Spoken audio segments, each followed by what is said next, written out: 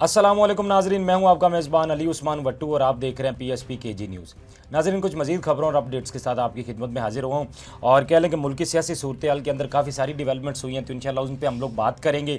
अब रात गए से मुलाकातें जो चल रही हैं पीटीआई और जेयूआई की, अब उसके बाद आपको अडयाला के हवाले भी इंशाल्लाह आपके सामने रखेंगे। फिर अडयाला में खान साहब की उनकी फैमिली से, उनके लायर से जो मुलाकातें हुई हैं, कुछ अहम डिसीजंस भी लिए गए, उस हवाले से भी इंशाल्लाह हम लोग बात करेंगे। और फिर इमरान खान का जो मिशन क्लीन अप है, अब पहले तो आप कह लें कि वो सियासी लोगों के हवाले से जारी था, पार्टी में काफ़ी सारी खान साहब ने तब्दीलियां की। अब वकला के हवाले से भी काफ़ी सारी तब्दीलियां आपको आने वाले दिनों में नज़र आएंगी। और फिर अलीमा खान ने कल जिस तरह जेल के बाहर कुछ चीज़ों का इजहार किया, खैर ये उनको बहुत पहले कर लेना चाहिए था। बहरहाल वो देर आए दुरुस्त आए, आगे चल के इस पर भी बात करते हैं कि अलीमा खान साहबा ने वहाँ पर क्या गुफ्तगू की और फिर उनको उन बातों पर जवाब क्या दिया गया, तो इस पर भी इंशाल्लाह सारी डिटेल मैं आपके सामने रखूँगा। और फिर अब इमरान खान के फैसलों पर कह लें कि अमल शुरू हो चुका है, तो अब आने वाले दिनों में आपको हो सकता है कि बहुत सारी तब्दीलियाँ भी देखने में नज़र आएंगी। फिर अडयाला जेल के भी कुछ हवाले इंशाल्लाह मैं आपके सामने रखता हूँ व्लॉग में आगे चल के। लेकिन सबसे पहले बात करते हैं कल की जो सबसे बड़ी खबर थी कह लें, और वो खबर क्या थी जी, वो थी ट्रेन जो हाईजैक की गई। अतः के पहले हम लोग सुनते थे कि प्लेन हाईजैक किए जाते हैं, फिल्मों में देखते थे या कभी कभार इस तरह का सुनने में आता था जी कि कोई प्लेन हाईजैक कर लिया गया। और ये मेरी ज़िंदगी में मेरा ख्याल है कि ये पहला वाक़या होगा कि ट्रेन को हाईजैक कर लिया गया। और ये वाक़या पेश कहाँ पे आता है, ये बलूचिस्तान का एक इलाका है बुकलान का, वहाँ पर ये वाक़या पेश आता है। और ये ट्रेन कह लें कि कोयटा से पेशावर जा रही थी मुसाफिरों को लेकर। और वहाँ पर क्या होता है जी कि इस जाफ़र एक्सप्रेस को वहाँ पर रोका जाता है। पहले तो कह लें कि ड्राइवर को फायरिंग का निशाना बनाया जाता है उस पर, उसके बाद जितनी भी वहाँ पर पैसेंजर थे फिर उनको यरगमाल बनाया जाता है। और ये वाक़या मतलब आप कह लें कि इतने तशवीशनाक सूरत हाल के मैं देख के हैरान हो रहा था कि पाकिस्तान के अंदर सिक्योरिटी फोर्सेस क्या कर रही हैं कि 400 के करीब तकरीबन लोगों को आप कह लें कि यरगमाल बना लिया जाता है। और अब बताया जा रहा है कि सिक्योरिटी फोर्सेस जी वहाँ पर जी क्लियरेंस के लिए ऑपरेशन कर रही हैं। और फिर जो अब तक सुनने में इतलात आ रही हैं वो ये आ रही हैं कि ख़वातीन और बच्चों की बहुत बड़ी तादाद है जिनको यरगमाल बनाया गया है। और इस वजह से हमारी जो सिक्योरिटी फोर्सेस हैं वो उस तरह से ऑपरेशन भी नहीं कर पा रही हैं, क्योंकि ज़ाहिर बात है जब बच्चे और आप कह लें कि ख़वातीन इतनी बड़ी तादाद में, और फिर ये नहीं कि कुछ 10-12 लोगों को, एक तो होता है ना कुछ 40-50 भी हो, 100 भी हो, 400 लोगों को, और बताया जा रहा है कि ये 450 के करीब भी लोग हो सकते हैं।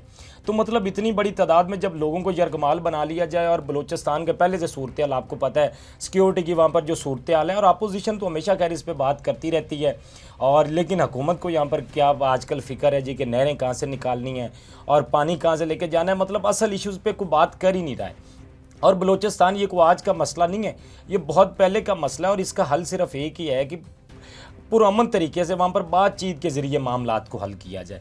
और अब देखें कि इस तरह की सूरत हाल पहले और वाक़यात हमें नज़र आते हैं, और अब तो मतलब ये तो एक बहुत बड़ा सवालिया निशान है सिक्योरिटी फोर्सेस पर कि एक जाती ट्रेन को एक मुल्क के अंदर लोगों की तरफ से यरगमाल बना लिया जाता है लोगों को, और वो लोग भी फिर इतनी बड़ी तादाद में। तो ये एक मेरा ख्याल है कि पाकिस्तान के लिए बहुत ही बुरी खबर है, और इस हवाले से हुक्मरानों को ज़रूर सोचना चाहिए। अच्छा जी, फिर जेल में इमरान खान साहब का भी कुछ जो है, उनको जब सारे हालिया वाक़यात बताए गए दहशत गर्दी के, तो उन्होंने भी उनकी मजम्मत की। और ना सिर्फ उन्होंने मजम्मत की बल्कि उन्होंने कहा कि मुल्क के अंदर अमन कायम होना चाहिए। और फिर उन्होंने बताया कि अमन कायम करने के लिए आइन और कानून की हुक्मरानी होना ज़रूरी है। और उन्होंने कहा कि अगर मुल्क को आगे बढ़ाना है तो ये चीज़ें इस तरह से नहीं चलेंगी। और फिर साथ ही साथ ये देखें ना कि खान साहब ने सिर्फ अमन का जेल के अंदर बैठे हुए पैगाम दिया, और फिर इमरान खान वाहिद आदमी है जो जेल के अंदर बैठा है और वो आइन और कानून की बात कर रहा है। अतः कि देखा जाए तो बाहर जो हुक्मरान बैठे हैं, आइन और कानून की बात तो इनको करनी चाहिए। और खान साहब के साथ कह लें कि आइन और कानून, बल्कि खान साहब के साथ क्या उनकी पार्टी के साथ भी जो कुछ किया जा रहा है आइन और कानून के नाम पर, और वो वाहिद बंदा है जो जेल के अंदर बैठा भी आज आइन और कानून की बात कर रहा है। तो इसीलिए ज़ाहिर बात है फिर जिस तरह से उन्होंने जेल में बैठकर ये अमन का पैगाम दिया, और उन्होंने कहा कि इस दहशतगर्द को ख़त्म होना चाहिए।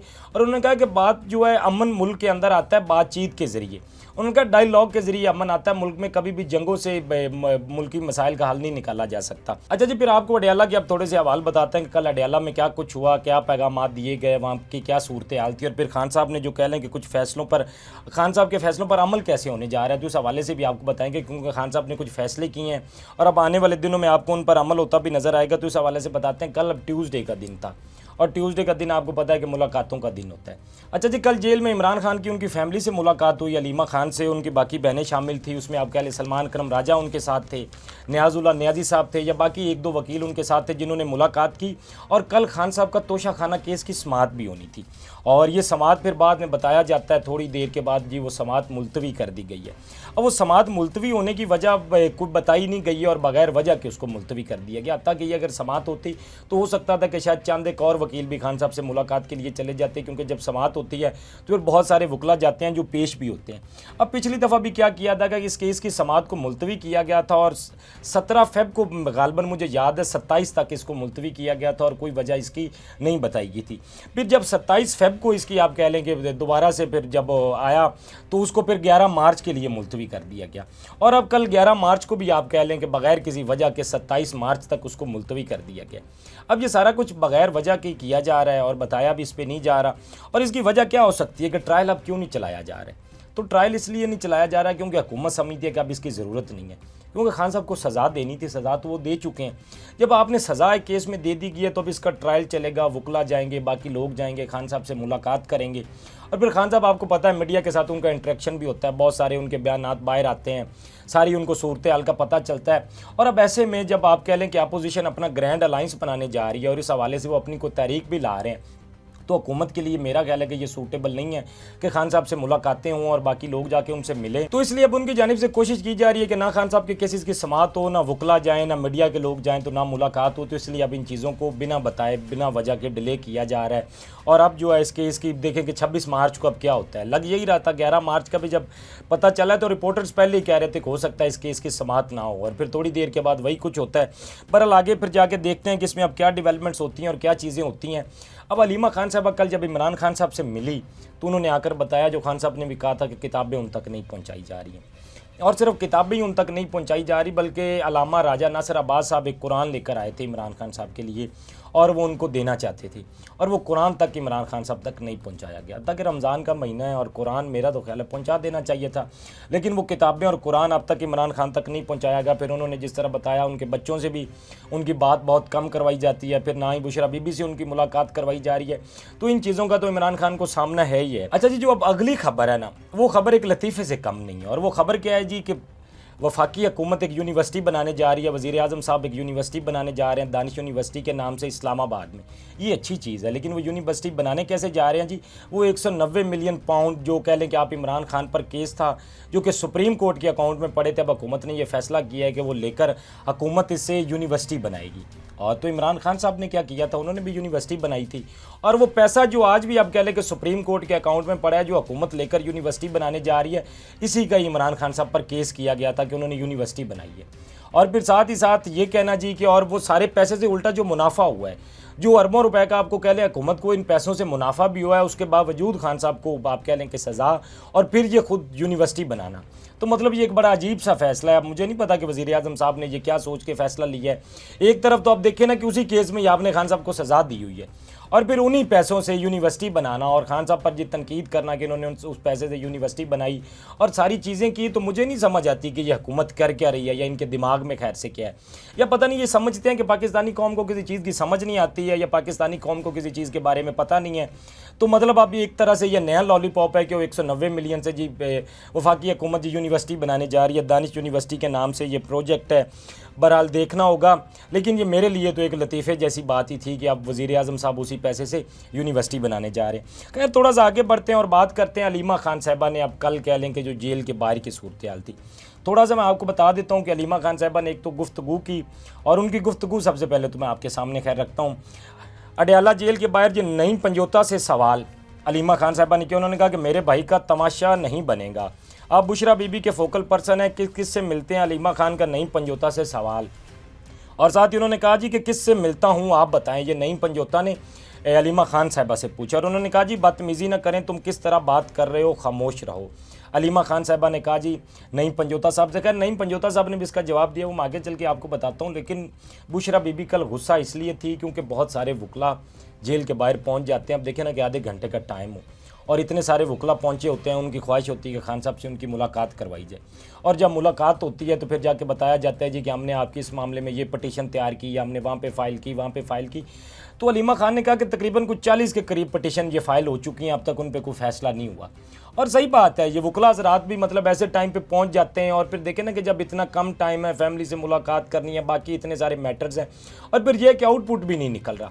तो इसीलिए अब खान साहब इस हवाले से आप कह लें कि कुछ चीज़ें भी आपको आने वाले दिनों में नज़र आएंगी और वो खान साहब ने अपने वकला की टीम भी इसीलिए तब्दील करने जा रहे हैं। अब वकला के हवाले से आपको याद होगा खान साहब ने पहले मैंने आपको बताया था कि नियाज़ुल्लाह नियाज़ी साहब को अपना फोकल पर्सन जो है वो बनाया और अब इमरान खान के बिहाफ पर वो बात करेंगे। इसी तरह उन्होंने जेल के जो मामलात हैं वो भी अब कुछ इस तरह के आप कह लें, ख़ास तौर पर जो अभी मैंने चीज़ देखी है और आने वाले वक्त में वो ज़्यादा होगी, कुछ वकला को साइडलाइन करके अब सियासी लोगों को लाया जा रहा है। वो एक टाइम था ना कि पीटीए बहुत सारे वकला को आगे लेकर आई थी, तो अब वो सिलसिला कहीं ना कहीं रुक रहा है और फिर से सियासतदानों को लाया जा रहा है और इमरान खान साहब कुछ संजीदा फैसले कर रहे हैं। और खैर नईम पंजोता साहब ने भी बाद में इसका जवाब दिया। उन्होंने कहा जी कि अलीमा बाजी हमारी वालदा का दर्जा रखती हैं, वो इमरान खान साहब के हवाले से फ़िक्र रखती हैं, बढ़ा चढ़ा कर झूठी खबरें चलाई जा रही हैं। तो ये उन्होंने बेसिकली मीडिया को कहा, हालांकि वो अलीमा खान साहबा खैर शायद उनको पता नहीं रोज़ा लगा होता है क्या वजह थी, लेकिन वो अपने भाई की वजह से थोड़ा वहाँ पर गुस्सा हुई भी, और ये गुस्सा उनका बनता भी था। जिस तरह मैंने आपको वकला का बताया कि वकला बहुत सारे वहाँ पर पहुँचे होते हैं और बगैर किसी वजह के वहाँ पर सिर्फ खान साहब से मुलाकात करने के लिए, और फिर वो पटिशन्स का जिस तरह बताया जाता है, तो इसलिए वो खैर गुस्सा भी हुई। अब ये कुछ सूरत हाल थी और आने वाले दिनों में इस पर आपको काफ़ी सारी चीज़ें नज़र भी आएंगी। फिर सलमान अकरम राजा साहब भी कल इमरान खान से मिले। अब एक तो इमरान खान साहब ने कुछ सलमान अकरम राजा साहब को डायरेक्शन दी और कुछ हदायत दी जो पार्टी के लिए थी, और कुछ आप कह लें कि सलमान अकरम राजा साहब ने उनको कुछ हवाले से कुछ चीज़ों से आगाह किया। और ख़ास तौर पर उन्होंने जो पीटीआई और जेयूआई की मुलाकात हुई थी इस हवाले से उन्होंने बताया, लेकिन उसमें आप कह लें कि मौलाना तो शामिल नहीं थे, लेकिन दोनों जमातों के लोग उसमें मौजूद थे। और फिर इमरान खान ने इस मुलाकात को कह लें कि खुशाइंद करार दिया और उन्होंने इस बात की ख्वाहिश की कि आने वाले वक्त में ये जो है एक इत्तेहाद जो है बने और इसको लेकर सारी चीज़ों को आगे चले। तो ये इमरान खान के लिए कह लें कि एक अच्छी खबर थी, और जो ये अलाइंस की सूरत में उन्होंने कहा कि सामने आएगा और सारी चीज़ों को लेकर चलेगा। और फिर इस मीटिंग का एक अलामिया भी जारी किया गया।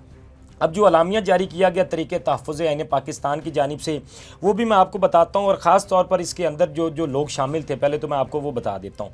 पीटीआई की जानिब से अब कह लें कि उनके सेक्रेटरी जनरल सलमान अकरम राजा साहब, उनके साथ असद कैसर साहब थे, जुनैद अकबर साहब थे, आतिफ खान थे और आमिर डोगर साहब थे। अब ये लोग तो थे जिन्होंने पीटीआई की जानिब से उसमें शिरकत की थी, जो मीटिंग हुई हालिया। तरीक़े तहफ़्फ़ुज़ ऐन पाकिस्तान के तर्जमान और जेयूआई की जानिब से आप कह लें कि उनके जो मरकज़ी जनरल सेक्रेटरी हैं मौलाना अब्दुल गफूर हैदरी साहब, और उनके साथ सेनेटर जो हैं कामरान मुर्तज़ा, अब कह लें कि ये लोग जेयूआई की जानिब से शामिल थे। और फिर जो अलामिया में ख़ास तौर पर बताया गया है कि ये मुलाकात बहुत ही खुशगवार माहौल में हुई, और ख़ास तौर पर उन्होंने कहा कि खुले अल्फाज में मतलब कह लें कि तफसीली बहस भी की गई, मतलब कुछ बातों पर बहस व मुबासा भी हुआ। और फिर साथ ही साथ ये भी बताया गया कि ये जो पेशरफ्त हुई है, ताकि वो पेशरफ्त मीडिया को नहीं बताएगी कि उसमें क्या पेशरफ्त हुई, उन्होंने कहा लेकिन जो भी पेशरफ्त हुई है इस हवाले से आप कह लें कि मौलाना साहब को और इमरान खान साहब का मशवरा लिया जाएगा, और उसके बाद चीज़ें कह लें कि तय की जाएंगी। रमज़ान के बाद जो भी चीज़ें करनी हैं और क्या कुछ होना है उसको फिर फाइनलाइज़ किया जाएगा। अब कह लें कि सलमान अकरम राजा साहब तो जब इमरान खान साहब से मिले हैं तो उन्होंने तो इमरान खान साहब से ये सारी चीज़ें डिस्कस की हैं। इमरान खान की जानिब से भी उनको बता दिया गया कि मौलाना के लिए क्या पैगाम है। अब मौलाना की जमात कह लें कि उनसे डिस्कस करेगी और ये कुछ चीज़ें जो है आगे फिर फाइनलाइज होंगी। और मैंने आपको बताया था कि ग्रैंड अलाइंस के हवाले से इन्हीं दिनों के अंदर ही कुछ चीज़ें फाइनलाइज होनी है और इसका बहुत जल्दी फैसला होना है कि आने वाले दिनों में क्या होना है। फिर तारीख के हवाले से भी बहुत सारी आप कह लें कि फ़ैसले होंगे और इंशाल्लाह उस हवाले से भी आपको आगाह करते रहेंगे जो भी डेवलपमेंट्स हमारे तक आएंगी। आप अपने फीडबैक से हमें ज़रूर आगाह कीजिएगा। अब तक के लिए इतना ही। अपने मेज़बान को दीजिए इजाज़त। अल्लाह निगहबान। इस तरह की और वीडियोस देखने के लिए सब्सक्राइब कीजिए हमारा चैनल और देखते रहिए PSP KG न्यूज़।